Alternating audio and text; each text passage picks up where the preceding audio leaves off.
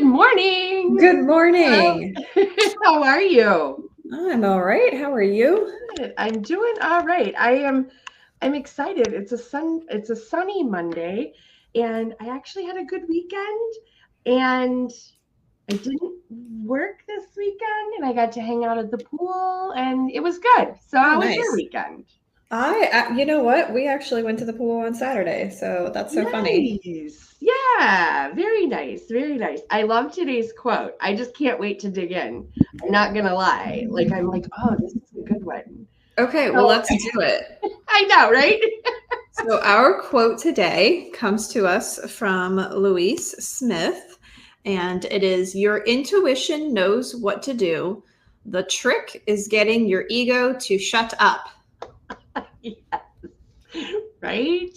Yes. Oh, yes. I am just like, yes, this is exactly yes, I needed to be reminded of this today, recently, always, every day, right? Like seriously, like every day I feel like is Kayla, it's so funny because I think that having these conversations on Monday really helped me realize that the things that I feel on an everyday basis, I'm not alone in. Mm-hmm. Because, I'm like listening to this and I'm like, oh, right. How many times am I just like telling that voice in my head, shut up? Like, I don't have time to talk to you right now. This is not, like, I don't need your help right now. Thank you very much. Please have a seat. Um,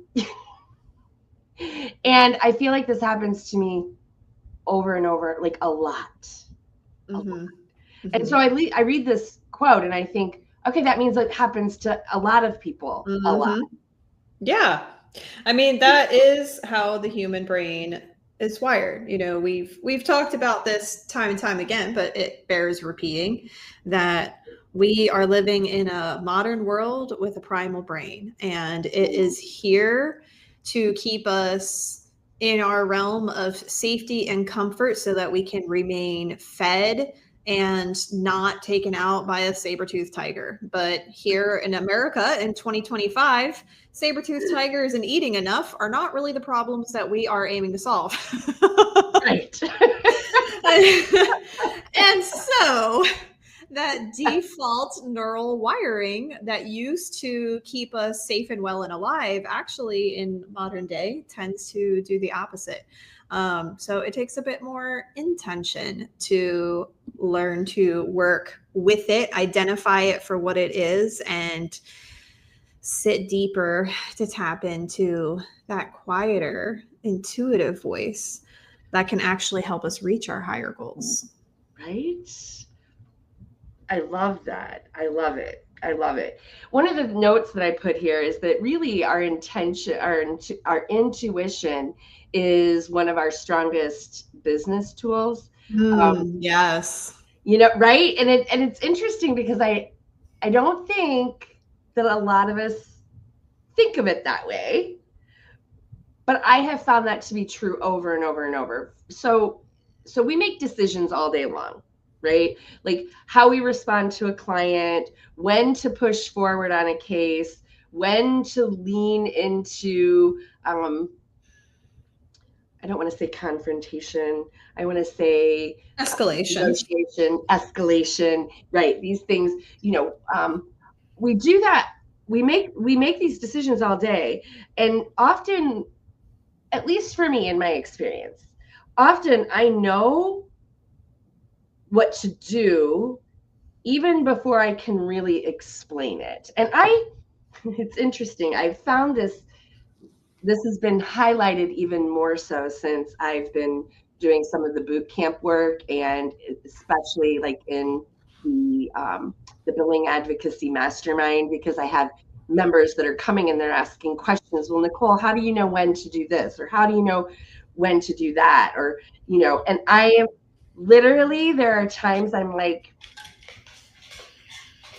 I don't know how I know.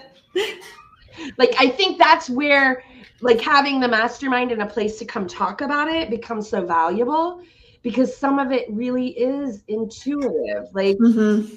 you might have the same situation, like the same patient, the same client going through the same situation, but you might handle it very differently Mm-hmm. depending on, their particular providers, their particular treatment plan, their particular hospital, or whatever that is.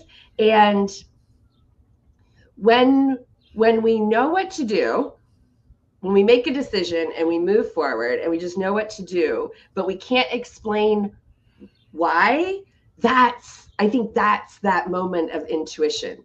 You're working Mm-hmm. on intuition, right? Right. And I think part of the challenge with that is, at least in my experience, it really feels like we are in a society that doesn't value intuition, because we're really in a society where if you can't point to the concrete evidence, it's almost like it has to be proven without a shadow of a doubt before it can be considered truth. And I agree. that's just not how real life works. And here's the thing about intuition that people miss with that kind of operating framework is that intuition, really all it is stored memories of past experiences that you've had, but they don't get stored in language, they get stored in feelings. Ooh. And so when a situation arises that has similar data points of a previous situation, how that comes out is a gut feeling. Mm. But we can't like quantify and qualify that. And so often it gets dismissed when really that's your brain saying, hey, we've seen this before and we know what to do. Trust me. Right, right, right. I love this. And I do want to say right now that there are scientific and data driven studies that have talked about exactly what you just shared, Kayla. I don't have access to them right now because this is kind of an off the cuff conversation, but I do know that there are studies that talk about what you just explained. Yeah, That it's the memory feeling, bank living in the amygdala, and the amygdala does not have its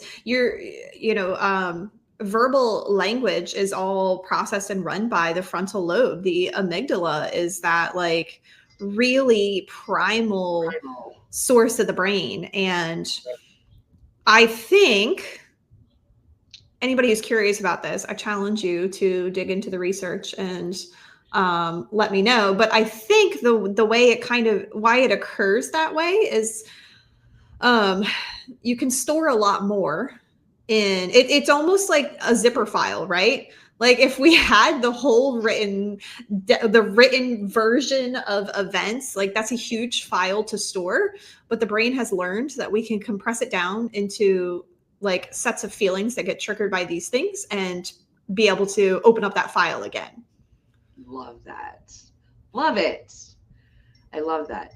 I love too, because and I think we all do this to a degree, whether we actively practice it, I do think there are moments when we just do it. I can remember years, gosh, decades, a long time ago.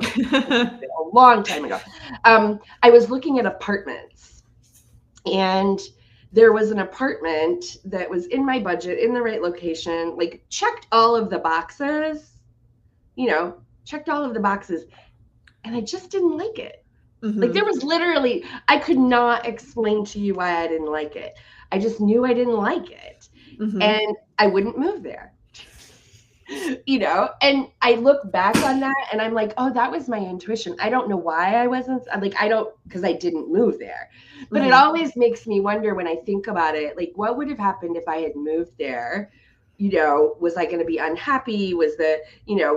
I don't know. But that was before I really understood this feeling of intuition, of not being able to explain something. Whereas now, when I can't explain it, I'm like, I just can't explain it, but I'm not doing that. Or I just can't explain it, and I'm going to do this because it just seems right to me. And, So I'm going to do it, or I'm whatever. But when we make space for that intuitive decision making, and I think sometimes this happens quickly when we need to make decisions quickly and we don't have time to reminisce or, really like get deep into the logic or the science or the whatever. We need to make the decision in the moment. I think, at least for me, that's when some of this comes forward, is I just make the decision. But every time we practice making that choice intuitively, we're building practices, we're building our muscle of being aligned and effective, right? It's, again, it goes back to this authenticity that we talk about a lot. You know, so I love that. I love sharing that decision about apartments. I often wonder what things have other people done, and I see we've got some folks here. So what things have you done that you can look at now and go, oh, that was an intuitive decision, and how did it work out? Like, I ended up finding a great apartment that I fell in love with, and it was fantastic, and I had a great landlord, and I ended up there for, I think, 3 or 4 years. So I certainly think that I made the right choice about that apartment, turning that other apartment down. But I'd be interested to hear other people's stories about what you made a decision on that was intuitive and how that worked out for you. Because I think most times when we make them, they work out pretty well. But I don't know. What about your experience on that, Kayla? Yeah, there's very few times where I have leaned into my intuition and regretted it. Actually, none of them are. Nothing's coming to mind for me there. But I also wanted to share a moment ago, because you were talking about making decisions under pressure, and I think when you add pressure, timeline, whatever the circumstance is that kind of cranks up the weight of the decision, I think that two things. Number one, it's where it gets even more important to rely on your intuition. But also, number two, when there's that added pressure, I think it can get a little bit more confusing to, when you're leaning one way or the other. Is it your intuition that's pulling you that way, or is it the ego? This is great. This is good. I love that you just brought this up, because the second point I wrote down is ego often sounds like fear. Yes. And so I think that what you're alluding to is, in those moments, there are these it makes me sound a little bit weird, but there's these voices, right? Yeah. And a lot of times my ego does sound like fear. It'll sound like, Nicole, you're not ready for that. Nicole, what if you fail? What will people think? What will, And that's honestly, I'm glad that you bring that up, because that's a really great kind of what's that? There's a phrase. Dang, it's escaping me. Litmus test. That's a really great litmus test for, like, where is this side of the decision coming from? Because if you stop and observe that voice in your head, and it is spouting out things of fear of lack, fear of danger, fear of just the uncertainty, fear of putting yourself out there, whatever it may be, that is almost always ego. Because what is ego? I mean, its purpose is ultimately to protect you, but like from everything. Like ego's version of protection is to lock you away in a tower. That's right. That's right. So I don't know about you, but that doesn't align with what my soul was put on this world for, which that's your intuition speaking, is help you get to your soul's fulfillment. So stopping to pause and observe, is this something that is moving me? It would move me in the direction that I want to be, or is this potential decision, keeping me where I am? That helps to suss out, is it ego? Is it intuition? Is it fear speaking, or is it an opportunity where you need to feel the fear and do it anyway? Right. Yeah. Yeah. Because intuition says things like, it's the mantra in my head that says, ooh, try this. Ooh, this feels right. Oh, you can do this. This feels okay. And I often, I talk to a lot of advocates that are just, we're building our businesses together is really what it is, right? We have this great community. And I hear this a lot, like some days everything feels really good and, super solid in my confidence and my vision and all of the things. And then literally within hours, there will be these, maybe I shouldn't be doing this. Maybe I'm all wrong. And I think that for me, entrepreneurship, building this business has been a constant between ego and intuition. Oh, 100%. Right? I mean, like every day, all day, it's literally right in the forefront of everything that's happening. But like that's just so human. That's just so human. But entrepreneurship amplifies it. Have you ever done that thing where where like if you say a word over and over again, after like 20 times, the word doesn't even make any sense or mean anything anymore? Yeah. I love doing that. That's fun. I think that's fun. I often find in fact, like a couple weeks ago, it was finger. And it was, anyway, so I love that. I love what you're talking about. Carry on. But just to say that, like, if you can do that with a word that has been accepted to have a standard meaning in the English language through thousands of years, and you yourself in your own little brain can reduce it to nothingness and meaningless, what do you think that same brain is going to do with any of your dreams or ambitions that are way less concrete and more risky, XYZ? Like, just don't do that. Or if you do, recognize that it doesn't mean anything. I just did it in the car the other day. Like a lot of times I drive in the car with like podcasts or audiobooks for self-development and stuff. Sometimes I give myself just the quiet space to think. And I was feeling the need for that space the other day. And I was I was driving home from work and I was about halfway home, just like thinking about my business. And I was like, God, what am I, like, this doesn't even make any sense. Like, what am I doing? What is this? Like, who do I think I am? And I was like, you know what? This is not serving me. I am not even walking down that road right now. And just deliberately started thinking of something else. Yes. I want to talk about that for a minute. Good morning, Sarah. Good morning. I'm going to share your comment in just a second, Sarah, because I think it's pretty good. I'm going to share it right now because I just forgot what I was going to say. How about this? Sarah says, good morning. Like most things, I think it's a balance between fast and slow thinking. Both have a purpose and have their place. The same with ego, but I definitely prefer removing it in most cases. And if you make what you view as a mistake, learn and move on. I love this. And I do. There's a book, and I think that's what Sarah's referring to. Think fast. Go slow, think. Anyway, I can't remember the name of the book, but it's all about this fast and slow thinking. Let me know, Sarah, if that's what what you're referring to. There's a book about it, but I can't remember. But I agree. It's this constant push and pull. And here's what I wanted to say about what you just shared, Kayla. We actually can direct our thoughts. And this is something that it took me a long time to truly understand, that I really can.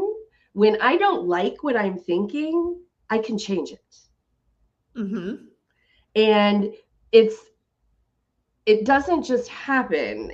For some reason, I spent a lot of time in my life thinking that my brain just got to do what it wanted to do. And I didn't have any, like, I can't help it. That's what I think, or that's what and that's really not true. Right? So when my ego starts to get in the way, I can ask it to have a seat. I can ask it to quiet down a little bit and let me continue on thinking about what I wanted to think about, or I can tell it that I'm going to come back to that later if I so choose. but I really do have that ability Mm-hmm. to, you know, to change what I'm thinking and just make a decision. I'm not going to think about that anymore. I Right. struggle with anxiety sometimes, and so I find that sometimes my brain starts to go in these anxious directions, and I literally have to say to myself, I'm not thinking about that. I'm going to think about, and I have to choose the next thing that I'm Oh, going to think about. absolutely. Thinking fast and slow. That's what it is. Thank you, Sarah. Thinking Fast and Slow. And that's a fantastic book. You'll love it. I enjoyed it as well. I just couldn't remember the title or the author. Anyway, I love that we can direct our thoughts that way, because when this happens, we have the ability to shift gears and be like, okay, sometimes when I hear my ego saying things like, well, I'm not ready, or it's going to be a disaster, or what are people going to think, I literally like say to myself, that may be true, and I may say that may be true, but I don't have time to think about that right now. Like, it just may be true, but I don't have time to think about it, because right now I got to get this stuff done, and I can't be worried about the outcome right now. And that's the other thing. Well, anyway, I think that's another quote. Yeah. And Back to, yeah. I want to take a pause on that and actually kind of go back to our quote for a minute, because Yeah. there's one piece of this that I don't like. And again, for our listeners, today's quote is, your intuition knows what to do. The trick is getting your ego to shut up. And I agree with the sentiment, but I feel like there's a way we could phrase it that actually, for me, feels better in my soul. Mm-hmm. So it's more of the intuition knows what to do, and the trick is getting your ego to just quiet down or sit down. Because we talk a lot about intuition. Literally, this pillar that we're operating under is intuition versus ego, and maybe it's time we rename that, because I've kind of gotten to this sense of, like, when you automatically categorize it as a versus, like, you're creating a power struggle and this like conflict, negative dynamic. And the ego, at the end of the day, the ego is doing its best to make sure we get another day on this life to live. And I really appreciate that. And, one day there might come a time where I am like in a life or death situation, and that fight or flight is going to kick in, and I'm going to really appreciate that. Even though I don't need it most of the days, it's still there doing its job. And I appreciate that. And it's kind of like, we've talked about the ego before as almost being like that toddler that wants ice cream for Yeah. dinner. Like, in those instances, like, I have a toddler right now. I don't get mad at him when he's, pitching his fit and screaming about his need, because he's doing the best that he can with the tools that he has. And I feel like when we use language like getting your ego to shut up, it's a bit harsh, and it almost is kind of puts you in a place of judgment. And it can be really easy to get judgy about that ego thing that it says with, fear, and you push back because you're like, no, this isn't serving me right now. But I think really, if we can find more of a place of harmony of like, oh, thank you for pointing out those fears, and I'm going to put them right there. Yeah. Like, for me, that's been more of my shift lately, is being able to recognize it and also appreciate it for what it's trying to do, and be able to leave it right there and know that it's not serving me. And that has Right. felt a lot more wholesome, I guess, Yep. in my mind. Well, and that makes sense. It makes sense. Oh gosh, we're gonna get here. So um, there's a theory in therapy that's it's called interfamily IFS, interfamily systems, I think is the way that it's discussed. And it really goes into all of these different parts of us, this is kind of deep, but that's exactly what it says, is that every part of Internal us family makes us systems. internal. Thank you very much. I couldn't remember what exactly it was. But internal family systems. And this whole idea of every single little part of us, including ego, including intuition, has a seat at the table. And I love what you just said, is acknowledging, because that's how we would do it if we were in some sort of meeting. We would acknowledge everybody's input, appreciate what they're bringing to the table, and then continue to make the best choice possible, right? And so I love the way that you described that. And I think that for me, there has been a shift into that arena as well. You heard me saying, thank you. And I just need some space and some time right now to work through this. So I love that. I think acknowledgement is powerful. And like, I also want to say, like, not only is that helpful for me with my just internal monologue and whatnot, but I think when you start to show up for yourself in that way, it becomes so much easier to show up for others in that way too. And let's be honest, there is a lot of times in our work where we are dealing with people who maybe are in just full ego. I mean, truly, a lot of our clients are dealing with life or death situations, and them and their family members, are probably having the worst times of their lives at points. Right. And are not going to be like a calm, rational, regulated human being. Right. So it also, by taking care of yourself in this way, helps you to take better care of your clients and be able to respond to their dysregulation with your own regulation and affirmation and thank you for that input. And here's what we are going to do next. Yes. Yes, yes, yes, yes, yes. I love that. I think that's so spot on for, it kind of leads into this next point I had in my notes. This is pretty well. I love this, is that this authenticity that we're talking about requires courage and quiet.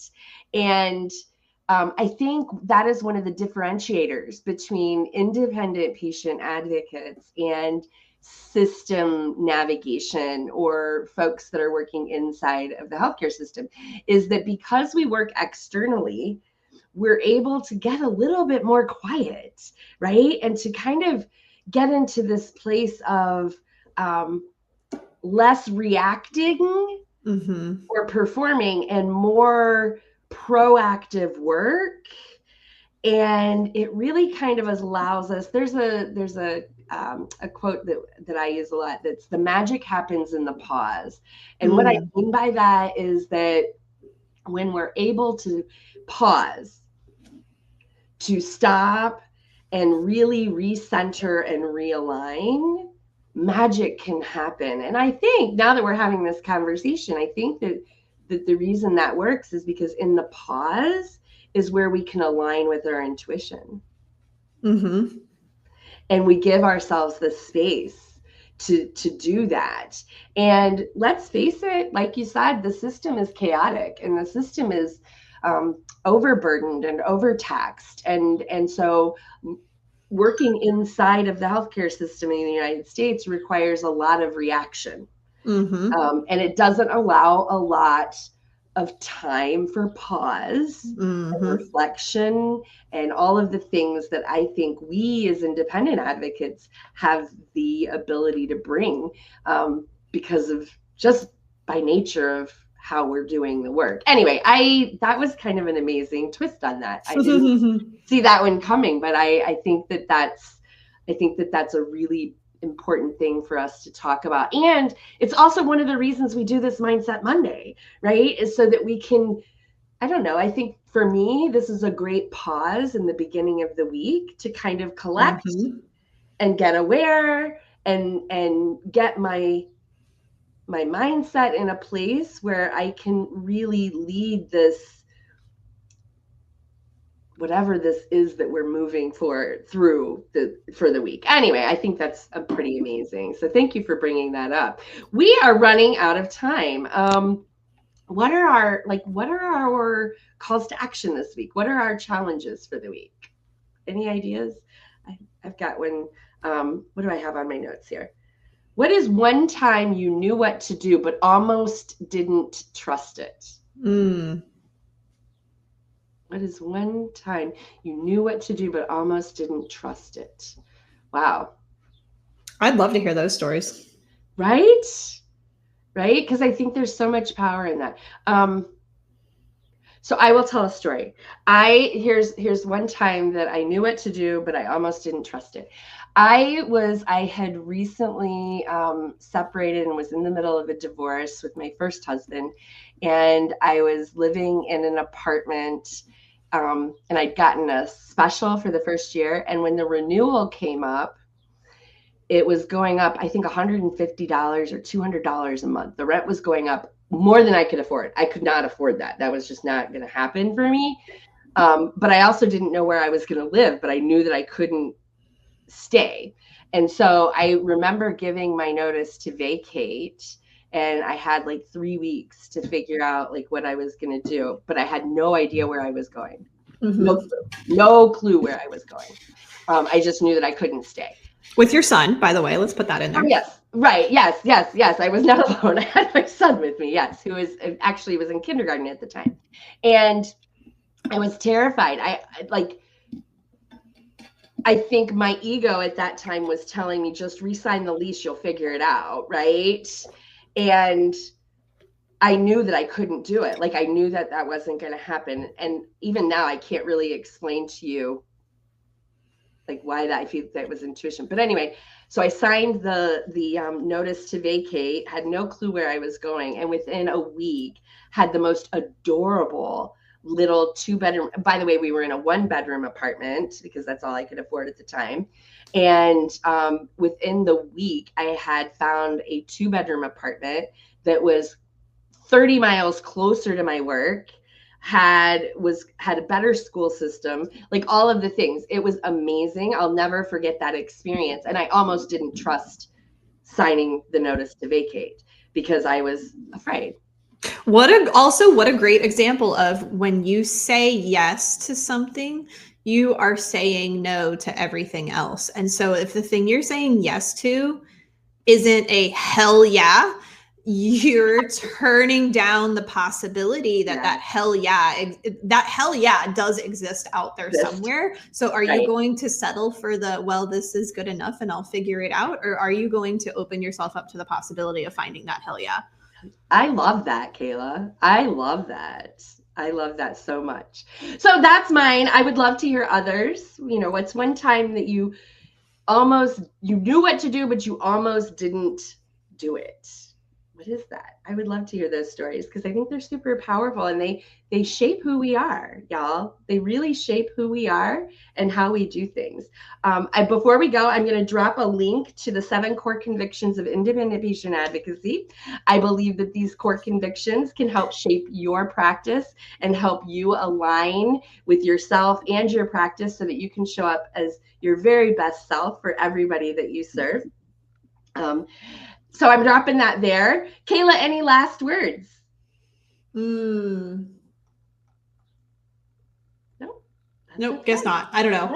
That's all right. Totally good. We will be back next Monday with another Mindset Monday. Look forward to seeing you there. And if you get a chance, stop in on Wednesday. We're going to be talking about, what are we talking about? The independent sales script. So if you're looking for how to sell independent patient advocacy, join us on Wednesday. Otherwise, we'll see you right back here next Monday. Have a great week, y'all. Bye.